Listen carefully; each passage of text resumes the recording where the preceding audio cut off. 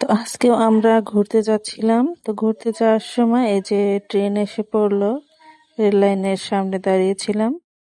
Hello everyone, আসসালামু আলাইকুম। সবাই কেমন আছেন? আমরা অনেক ভালো আছি। তো এই যে আমরা আজকেও ঘুরতে যাচ্ছি। আজকে আমরা সব বোনেরা মিলে, মানে আমার খালাতো বোন, মামাতো বোন, আমার মেয়ে, আমরা সবাই মিলে ঘুরতে যাচ্ছি সনতলার উদ্দেশ্যে। তো এই যে সনতলা এসে পড়লাম।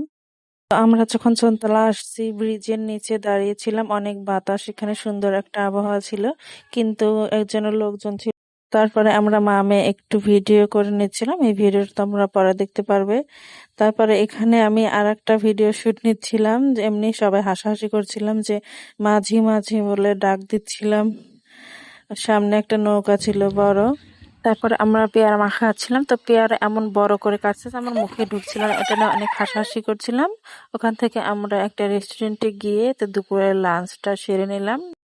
ভাবছিলাম এখানে বিরিয়ানি পাবো, কিন্তু বিরিয়ানি পাইনি। পরে আমরা ভাতই নিয়ে নিছি। তো এই যে আমরা সবাই মিলে গল্প করছিলাম। তো সবারই ক্ষুধা লেগে গেছিল, তো ভাত খাওয়ার ভিডিওটা আর দেইনি। তো সবাই ভালো থাকবেন, আল্লাহ হাফেজ।